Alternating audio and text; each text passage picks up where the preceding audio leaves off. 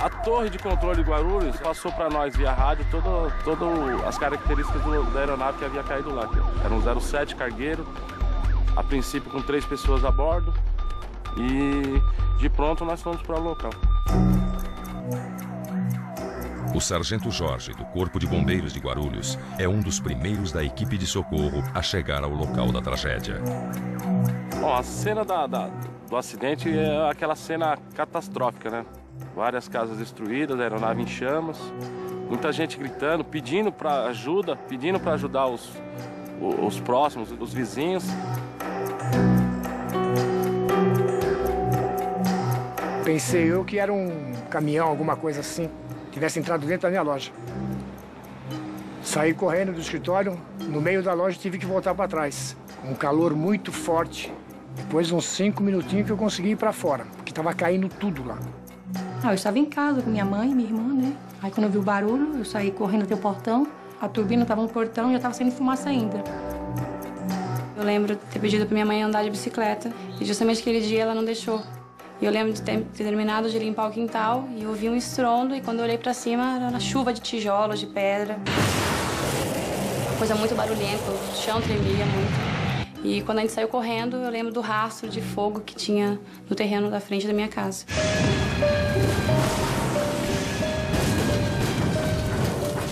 Morreram várias crianças que vinham.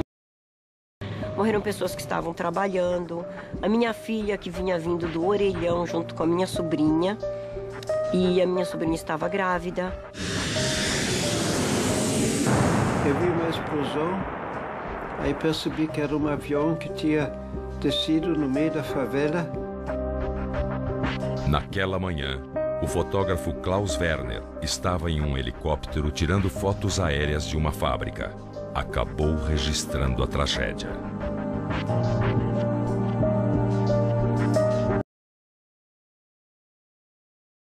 A aeronave tinha pousado em cima de 2 quarteirões e literalmente destruiu todas as casas. Designado para a equipe de investigação, o coronel Douglas Machado estava no Rio de Janeiro e chegou ao local 2 horas após o acidente. A asa causou um dano menor, mas a fuselagem do avião amassou literalmente as casas.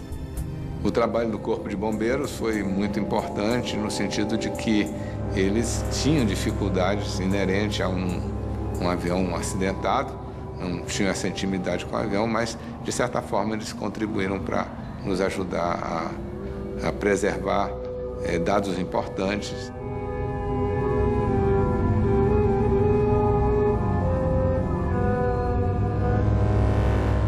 Eram destroços, tudo queimado, mas ainda fumegante, e um cheiro que eu não esqueci mais, de metal queimado.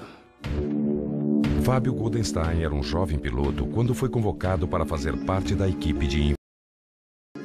Foi o primeiro acidente em que eu me envolvi, digamos assim, como perito. É chocante.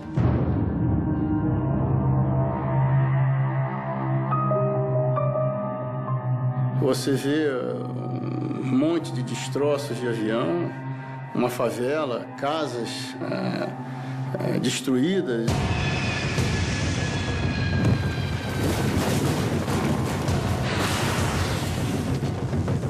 O local do acidente é minuciosamente vasculhado pelos investigadores. O avião estava com um trem de pouso, os motores estavam normais, mas muito difícil de chegar, porque estavam envolvidos com muitos escombros. Muita dificuldade de chegar no avião. A gente subia no avião, como ele estava muito sujo de querosene, a gente caía, levantava. Então, a impressão era um acidente de difícil elucidação, mas com a vantagem de estar um avião bastante inteiro. Uma das coisas que eu observei foi que os motores estavam, 3 deles estavam nos seus locais instalados, como sempre estiveram, e um motor da extrema esquerda, o motor número 1 da aeronave, não estava no berço, não estava no seu local de instalação. Para mim, indicava naquele momento que a posição da ponta da asa esquerda, que estava bem atrás, que aquele tinha sido o ponto do primeiro impacto. Era ali que o avião tinha realmente iniciado todo o movimento de destroçamento. Presidente da Associação de Tripulantes da Transbrasil na época do acidente, o comandante Carlos Camacho também acompanhou a investigação desde os primeiros momentos. O charuto do avião estava em parte destruído, exatamente por conta das chamas, do fogo. Tá? A cabine estava praticamente intacta, tá? Exceto pelo fogo, a exceção do fogo. Me foi possível visualizar os 3 profissionais numa posição que é inesquecível, jamais esquecerei. Além dos 3 tripulantes a bordo do avião, ainda não se sabia quantas pessoas haviam morrido em solo. Era impossível de se medir naquele momento qual era a velocidade que o avião vinha. Mas uma coisa eu tive certeza, logo que observei os destroços, a posição dos destroços, é que a razão de afundamento da aeronave tinha sido tão grande, tão intensa, que do momento da primeira colisão até a parada final da aeronave, tá, o que havia acontecido ali, que o avião devia com certeza ter perdido toda a sustentação e vindo para o chão e vindo para o impacto. Se procurou muitos atuadores dos controles de voo para ver a posição em que estavam e parte dos instrumentos, aquilo que se conseguiu tirar inteiro para se ver, para se analisar os instrumentos, os aceleradores, as manetes de aceleração dos motores e principalmente os atuadores dos controles de voo, os controles de flap, os controles de spoilers, que na hora do impacto ele fica na posição em que ele estaria sendo comandado. Em meio às buscas iniciais, uma notícia anima os investigadores. As caixas pretas são encontradas intactas. A caixa preta foi de imediato recolhida, ela não tinha dano nenhum, foi só colocar na bancada e se ouviu a parte de voz. O Boeing 707-300 possui 2 caixas pretas localizadas na cauda da aeronave. O CVR, Cockpit Voice Recorder, grava 30 minutos de todos os sons ouvidos na cabine dos pilotos. Já o FDR, Flight Data Recorder, grava os dados com parâmetros do voo. Ainda era um Flight Data Recorder analógico, era necessário fazer uma leitura dentro de um laboratório para que você não tivesse distorção na leitura dos parâmetros. É uma fita metálica que registrava 5 parâmetros, então aquilo tinha que ser feita toda uma calibragem. E isso tinha que ser feito num laboratório específico e pelo acordo do governo brasileiro com o governo americano, nós fomos para o NTSB em Washington fazer esse trabalho. O NTSB, ou National Transportation Safety Board, é uma agência do governo americano que regula a segurança nos transportes.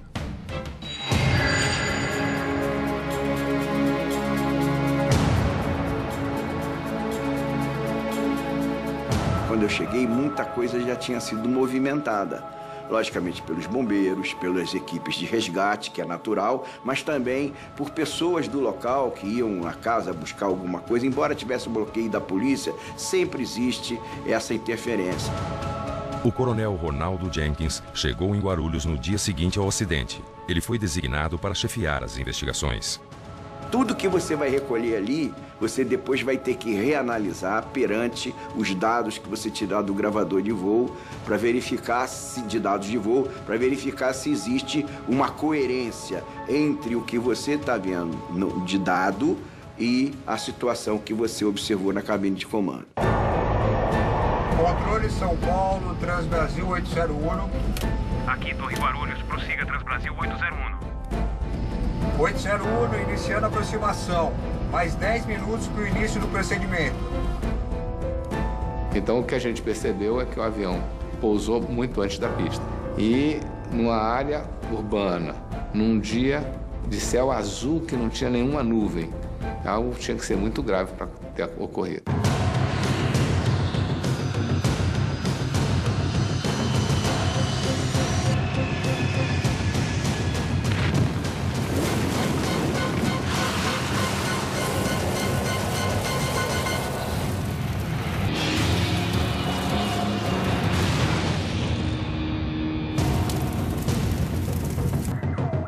Um avião cargueiro da Transbrasil cai sobre uma favela, minutos antes de aterrissar no Aeroporto Internacional de São Paulo. No dia seguinte ao acidente, o número de mortos é confirmado. Além dos 3 tripulantes a bordo, outras 22 pessoas morreram em solo. No mesmo momento em que você inicia a investigação de campo aqui, você já tem uma outra equipe que vai à empresa aérea levantar a parte documental.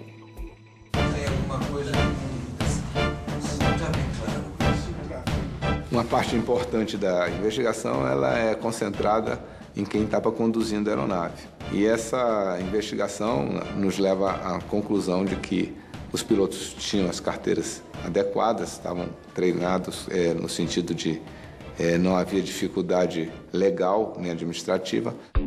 A tripulação do cargueiro da Transbrasil era composta por 3 pessoas: Giseldo Constantino, engenheiro de voo; Dorival Scanavac, piloto instrutor com mais de 16 anos de experiência; e Ronaldo Oliveira, piloto em voo de instrução no Boeing 707. Voo de instrução é uma coisa normal. Não existe risco envolvido nisso aí. É normal, dentro da nossa situação, você desenvolver treinamento nessas circunstâncias. O comandante aluno, eu lembro do nome dele, Ronaldo. Ele era um profissional que veio de outras áreas de aviação. Ele tinha sido um despachante de operações de voo, da área operacional em terra ainda. Depois voou alguns anos como engenheiro de voo, passou a copiloto e em seguida foi a comandante. Oliveira era um piloto tranquilo, calmo, bastante elegante na sua pilotagem, um profissional de primeira linha, tinha sido um excelente comandante de 727, estava em adaptação no Boeing 707, teria uma adaptação muito curta, até mesmo porque o instrutor lhe facilitaria isso por conta do seu conhecimento de instrução.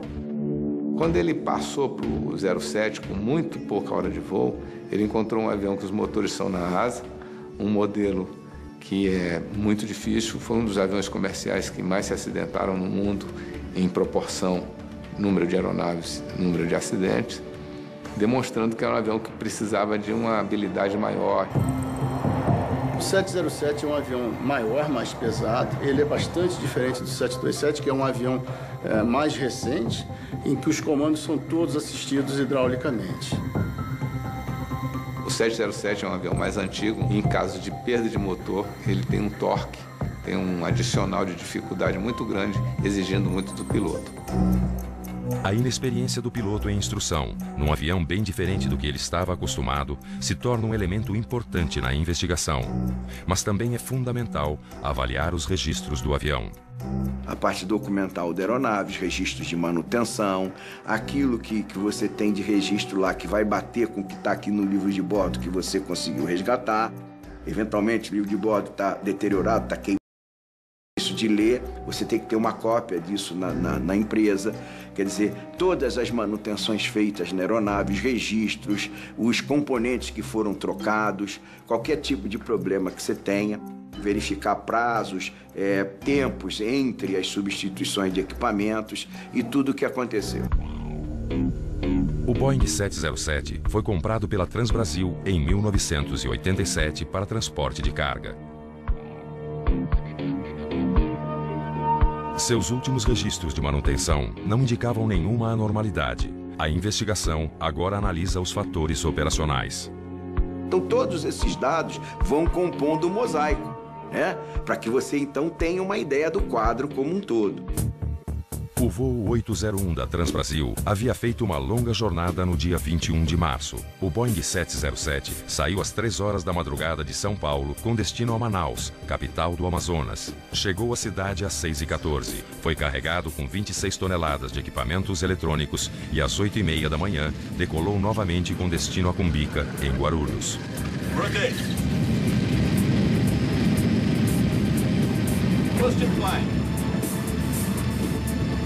As investigações do fator operacional identificaram a carga de trabalho. Qualquer coisa em torno de 8 horas, que é bem abaixo do que a legislação determina. O representante dos pilotos da Transbrasil tem opinião diferente sobre a jornada de trabalho da tripulação a bordo do avião cargueiro. Na verdade, o voo cargueiro, o voo que se dedica à carga, ele normalmente atua durante a noite. É um momento que exige muito mais das tripulações, porque você tem que ter tido um dia confortável, descansado, deve ter dormido, deve ter descansado suficientemente para poder fazer o seu voo.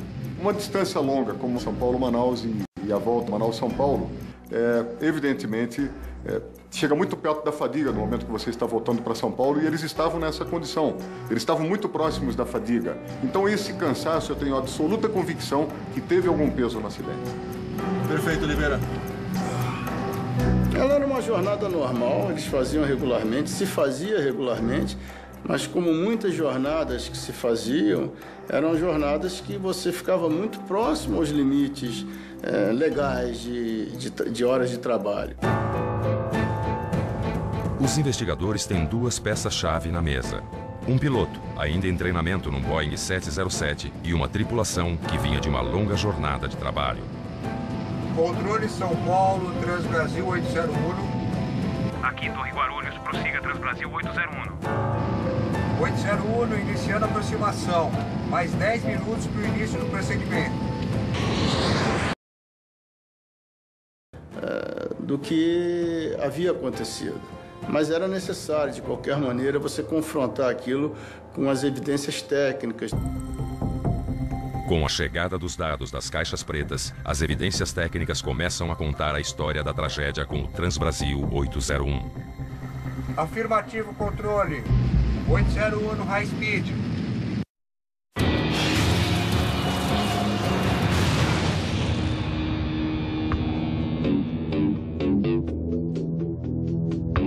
A investigação do acidente com o cargueiro da Transbrasil avança e o piloto Fábio Goldenstein viaja para os Estados Unidos para acompanhar os trabalhos da NTSB, a agência norte-americana que investiga acidentes aéreos. As conversas entre os pilotos e entre a tripulação, os pilotos e o engenheiro de voo, as conversas eram todas em português, então havia necessidade de nós estarmos presentes. E os técnicos do NTSB fizeram a calibragem do Fly Data Recorder, e aí nós fizemos lá o casamento, colocamos as vozes junto com a leitura dos dados. Então nós conseguimos juntar os dados com a transcrição das vozes, as conversações, nós conseguimos criar uma imagem mais próxima daquilo que foi o acidente. Os investigadores descobrem que o controle de Guarulhos aproximação em alta velocidade.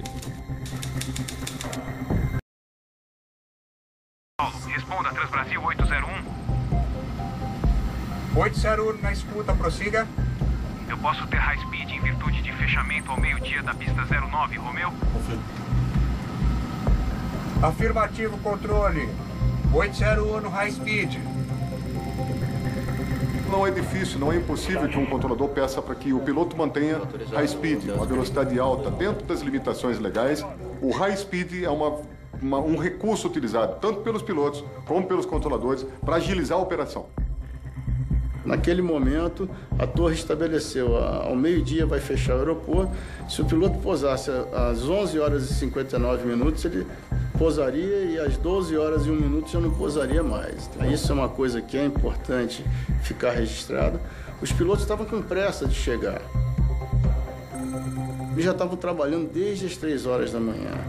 E um fechamento de aeroporto implicaria que eles provavelmente teriam que ter ido para um outro aeroporto, no caso Campinas, ou possivelmente o Rio de Janeiro, e aí já não voltariam para casa naquele dia. Esse procedimento de high speed é um procedimento igual a qualquer outro. Apenas o piloto deve saber que em alta velocidade a razão de descida é maior, ele tem que se antecipar em vários procedimentos e não deve ser feito por piloto pouco experiente. A velocidade de aproximação para o pouso foi extremamente alta. Ele estava com quase 200 km a mais do que ele devia estar. Controle São Paulo, Transbrasil 801. Aqui, Torre Guarulhos. 801, iniciando a aproximação, mais 10 minutos para início de procedimento. Afirmativo, 801.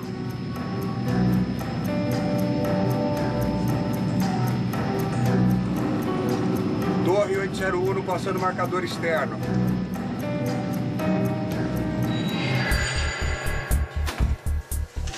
Os investigadores do caso Transbrasil 801 já sabem que houve uma aproximação para pouso em alta velocidade, feita por uma tripulação cansada, com um piloto inexperiente naquele modelo de avião e em treinamento.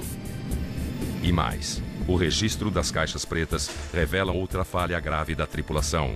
O checklist não foi realizado de acordo com as normas. O checklist nada mais é do que uma orientação para você fazer o sequenciamento de verificações do que você tem que fazer num determinado segmento do voo. Por exemplo, nós estamos falando de aproximação e pouso. São dois checklists diferentes, né? Então, nesse momento, por causa da pressa, eles fusionaram os dois checklists, né? E, ao mesmo tempo, não os fizeram completos. No 707 e em toda aeronave que tem um Flight Engineer, o checklist é falado, cantado, como se diz no jargão aeronáutico, pelo Flight Engineer. A pessoa que está lendo o checklist vai dar um item e o outro vai ter que dizer em que posição está aquela situação. Por exemplo, flap, aí o cara vai dizer 40. Neste caso, o Flight Engineer fez as conferências ele mesmo e não se preocupou que os outros não respondessem. Quando alguém fica fazendo todo o checklist sozinho, a pergunta e a resposta, alguma coisa pode dar errado, e se tiver que dar errado, vai dar, porque essa é a lei de Murphy.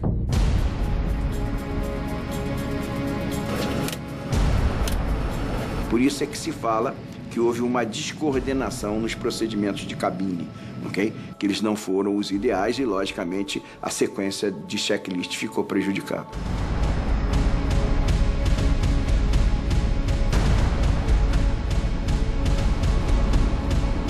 Torre 801 passando marcador externo.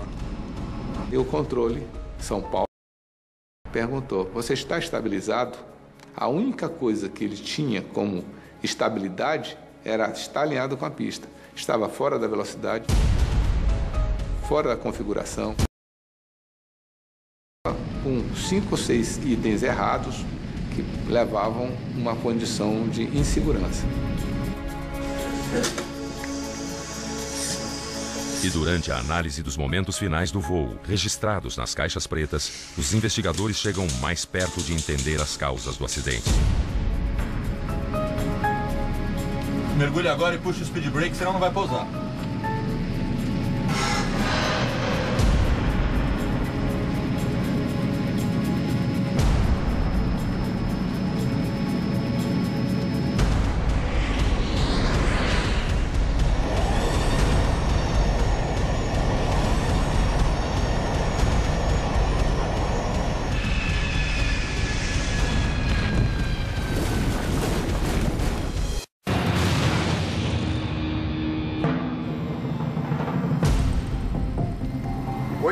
Iniciando a aproximação, mais 10 minutos para início de procedimento.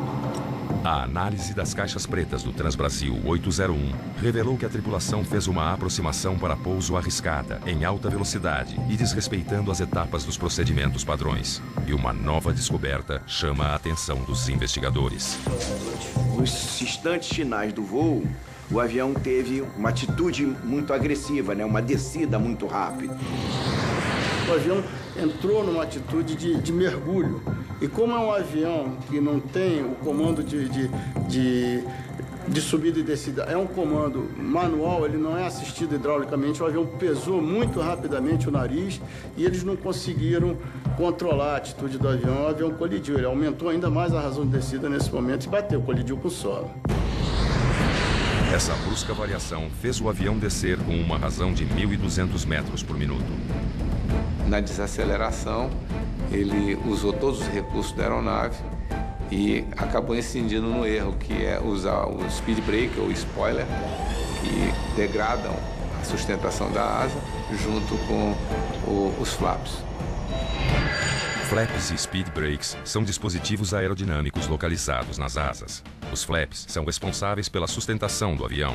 Já os speed brakes permitem que ele perca altitude sem ganhar velocidade. Se usados ao mesmo tempo, fazem com que o fluxo de ar se descobre das asas, provocando perda de sustentação e de controle da aeronave.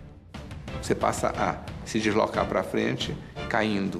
Então você não está mais voando, você está caindo. É uma perda de controle real. Cruzando os dados dos gravadores de voo e de voz, os investigadores descobrem que a tripulação havia acionado o speed brake na tentativa de baixar rapidamente a altitude do avião para o pouso. Mergulhe agora, puxa o speed brake, senão não vai pousar. Na sequência, o instrutor, Dorival Scanavac, acionou os flaps, sem antes avisar o brake. Me dá o flap todo. Já tá todo flap! Naquele momento do voo, só os flaps deveriam estar sendo utilizados. À medida que a aeronave desacelerava, com o speed brake aplicado, a tripulação, sem perceber, perdia a sustentação e o controle da aeronave durante a aproximação final.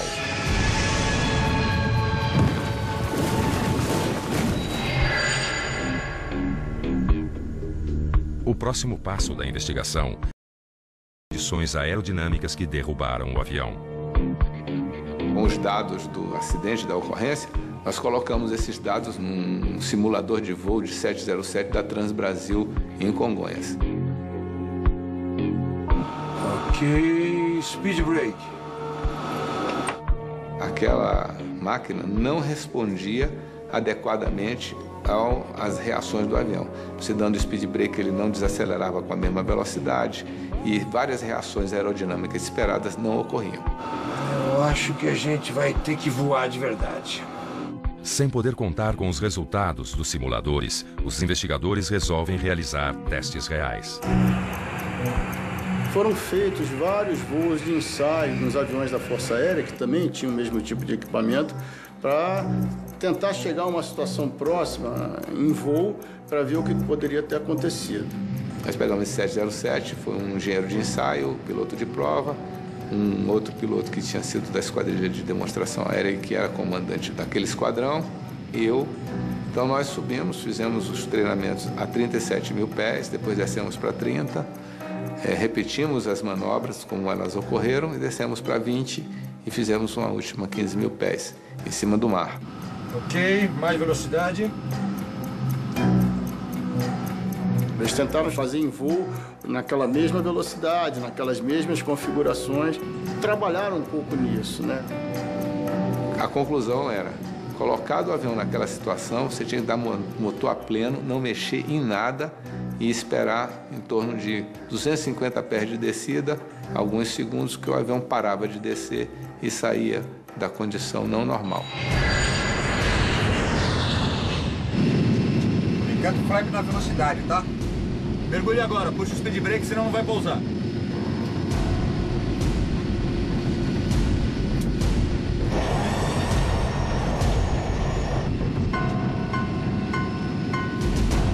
Mantenha o nariz. Se a gente arremeter, vai ser fogo. Me dá o flap todo. Já tá todo flap! É pra usar o speed brake? Caramba!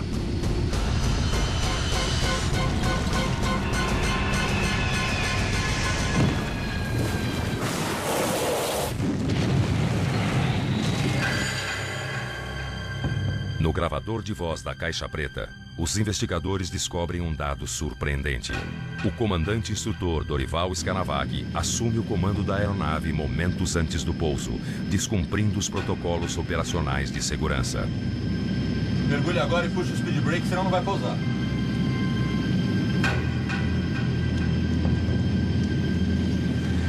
Quem estava pilotando era o aluno na esquerda, mas o instrutor passou a dizer, faz assim, vai fazendo desse jeito, agora faz isso, agora faz aquilo. E isso é uma condição bastante negativa, um piloto experiente falar para o outro piloto não experiente o que tem que fazer.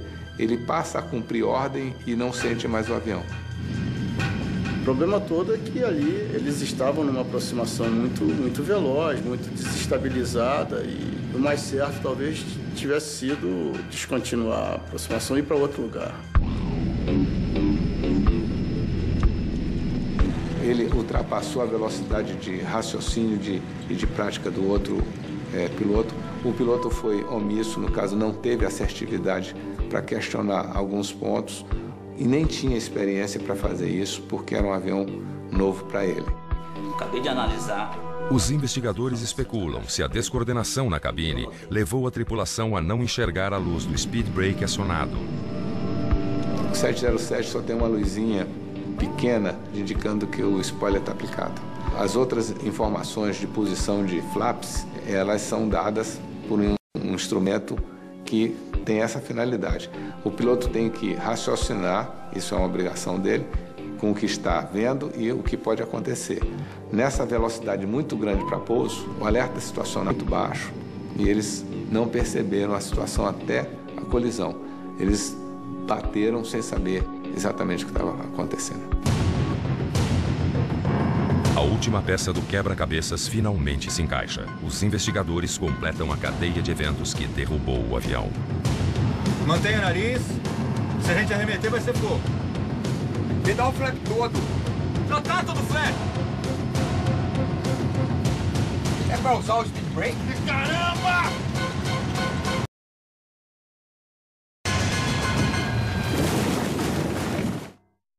Onde é que eu vou chegar?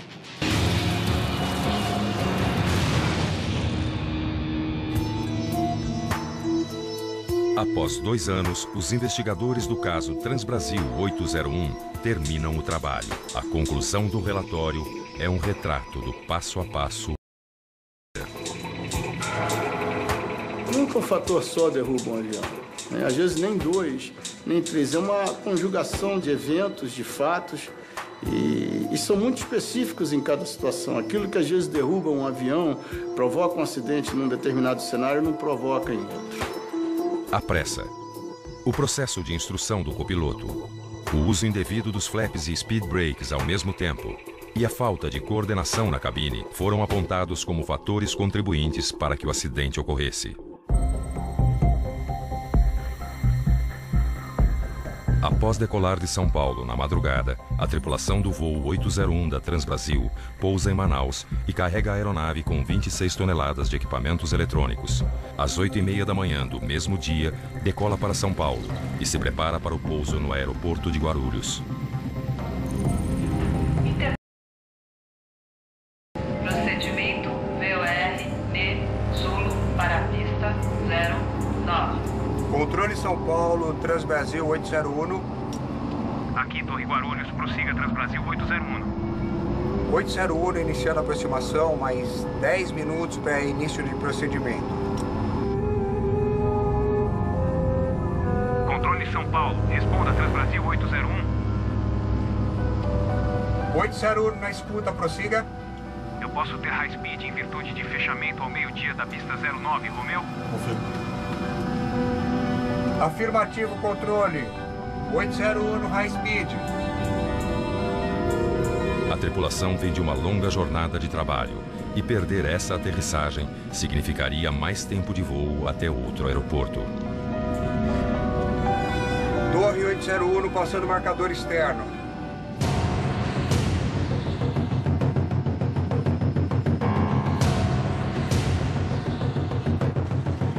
Ficando flag na velocidade, tá? Mergulhe agora, puxa o speed brake, senão não vai pousar.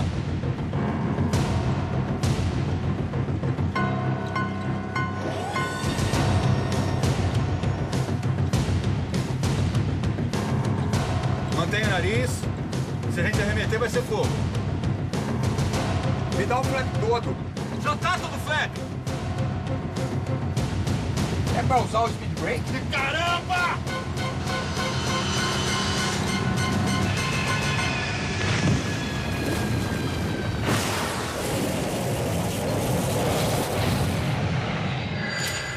O relatório final do Transbrasil 801 destaca os fatores humano e operacional como causas do acidente. Fator material não contribuiu porque não houve nenhuma pane. O avião estava funcionando normalmente. Quer dizer, o problema não foi material, o problema foi operacional, foi a utilização dos equipamentos indevidamente.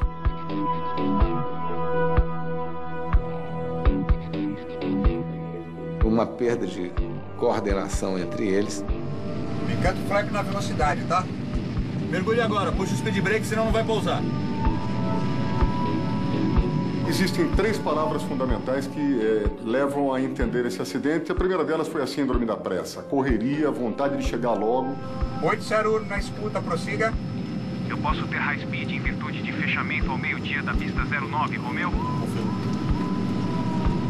Afirmativo, controle. 801 no high speed. A segunda foi a excessiva confiança no avião da parte do comandante Dorival e o conhecimento que ele tinha. Mas que naquele momento, o terceiro movimento, o terceiro fator, que foi a fadiga. Então, o cérebro não estando acompanhando, não acompanhando de forma adequada todos os movimentos necessários para o bom andamento do voo, podem ter produzido um acidente.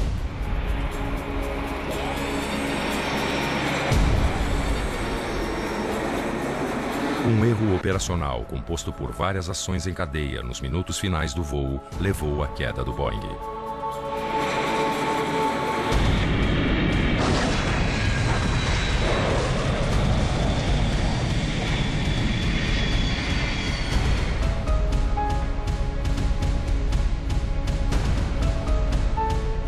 O que a aviação aprendeu com a tragédia do voo 801 para que um acidente como esse não volte a acontecer?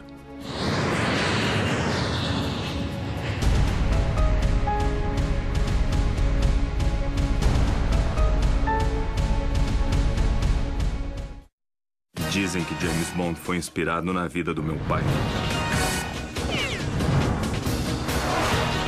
Ele era um homem de ação, um grande aventureiro. Conheça a verdadeira história por trás dos grandes sucessos de Hollywood. Quanto é real? Quanto é a imaginação dos autores? Nova série, Histórias Verdadeiras. Sexta, às 8h50. Só no Discovery. Bravos cavaleiros, como podeis ver neste belo gráfico, nossas vendas aumentaram... francamente. Nossas vendas aumentaram 20%. Que computador mágico é esse que vejo diante de mim? É um Ultrabook. Foi ele que comprou. Com o Ultrabook, todo o resto parece ultrapassado. Chegou o ultra elegante, ultra rápido Ultrabook. Uma nova categoria de computadores com tecnologia Intel.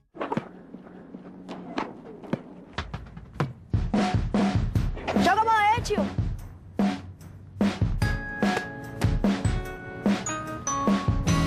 A lei de incentivo ao esporte é muito simples. Com 1% do valor do imposto de renda da sua empresa, você pode associar a sua marca a um projeto esportivo, sem nenhum custo. Lei de incentivo ao esporte. Ganha você, ganha o esporte e ganha o Brasil inteiro. Ministério do Esporte, Governo Federal. Eu compro meus hotéis no Brasil todo no Decolar.com. O melhor preço pro seu hotel, confira. Ofertas incríveis de hotéis no Brasil. Confira! Só no Decolar.com. Hotel em Florianópolis, 3 estrelas, a partir de R$ 53,00. Hotel em Salvador, 3 estrelas, a partir de R$ 60,00. Hotel em Maceió, 4 estrelas, a partir de R$ 63,00. Nós compramos no Decolar.com. E você? Decolar.com. Esse carro é demais. Você pisa, ele anda. E o motor, então? O mais potente da categoria. Show! Show é esse câmbio, olha isso. Esse é automático mesmo. Nossa, deve ser muito gostoso de dirigir. Nossa, é uma delícia. E é super econômico. Flex. Ah, eu quero um. Incrível. Novo Hyundai HB20. Sem igual. Peça já o seu. Hyundai. Você pega o trem azul, o sol na cabeça. Você pega o trem azul. A TIM é como um trem. Ajuda você a chegar onde deseja, a realizar seus sonhos. Por isso ela não para nunca. Para você se comunicar mais e ir mais longe. Você pega o trem azul. Qual é o seu destino? Queremos ajudar você a chegar lá. TIM, você sem fronteiras.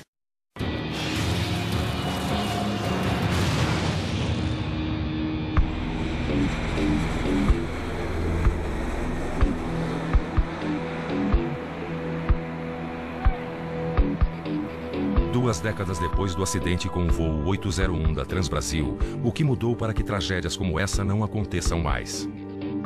O O que a gente aprendeu neste acidente é um reforço do que a gente já sabia, em alguns casos. Quer dizer, não se deve acelerar um procedimento, né? Quer dizer, os nossos procedimentos aeronáuticos, eles necessitam daquele sequenciamento normal. E nesse caso, houve isso. Eles cortaram o procedimento, eles não executaram os cheques na sequência que tinha que ser executado. Um dos principais ensinamentos desse acidente do Transbrasil foi a forma de treinar os tripulantes e as considerações sobre a capacidade de cada um e também o gerenciamento da cabine como um todo, dos recursos existentes. Ali haviam 3 homens e nenhum deles foi capaz de identificar uma situação de risco muito grande que os 3 teriam condições de resolver.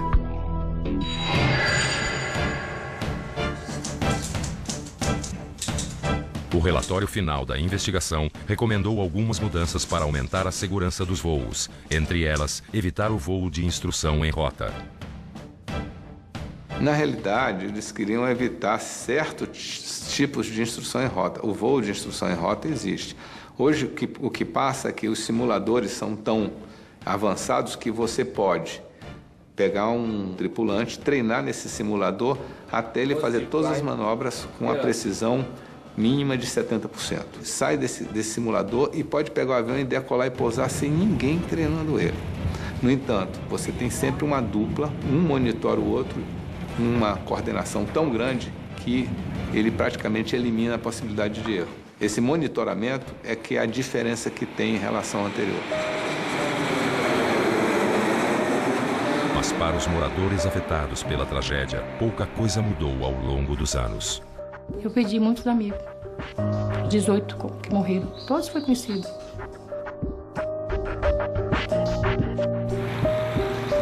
Porque é um suplício para se viver. O teto da minha casa está todo rachado por causa dessa trepidação aérea. Você não consegue ter nada leve dentro de casa. Tudo vai ao chão quando passa os cargueiros.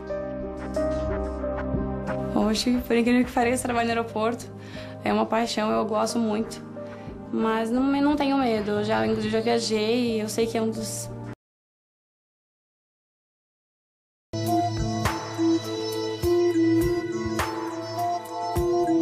20 anos após o acidente do voo 801 da Transbrasil, a segurança nos aviões aumentou bastante, em parte graças à evolução das tecnologias digitais que aumentaram o nível de informação e precisão.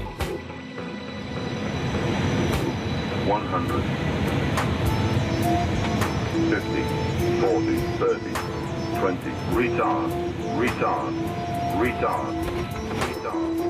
A tecnologia hoje embarcada nas aeronaves, ela é muito avançada e realmente ajuda, contribui muito para a segurança. Mas também os procedimentos foram aperfeiçoados, que faz com que esse tipo de disciplina de cabine não se repita. Hoje tem rotinas operacionais mais rigorosas, uma doutrina de instrução muito mais rígida, e os aviões têm também uma quantidade muito maior de alarmes. De qualquer maneira, hoje, todos os voos, nas grandes empresas, todos os voos são monitorados. Então, os pilotos são mais controlados hoje naquilo que eles fazem. Grosseiramente falando, é como se nós tivéssemos um tacógrafo nos aviões e ultrapassou a velocidade, fica registrado que você ultrapassou. Hoje, o piloto é um gerente de sistema. Então, cada filosofia de operação, no caso da Airbus e da Boeing, aí você tem outras também, tem Embraer, elas são diferentes. E o piloto é treinado naquele tipo de aeronave, naquele tipo de filosofia, de modo que a possibilidade de erro é bem menor. O ser humano, ele não evoluiu no mesmo compasso que a tecnologia que damos os pilotos para os seus devidos momentos, treinamentos adequados pelo mundo, e não serão poucos, porque a tecnologia e o ser humano ainda não estão numa fase de entendimento absoluto. Apesar do aparente descompasso, a tecnologia aeronáutica existente hoje é capaz até de substituir pilotos em operações militares. O voo sem piloto é normal. Hoje em dia, você vê os bombardeios de precisão que são feitos pela OTAN e pelos Estados Unidos, a posições no Oriente Médio, é fruto da capacidade de um homem ficar dentro de um container trabalhando. Agora, para o transporte civil, ainda vai demorar tirar um homem da cabine.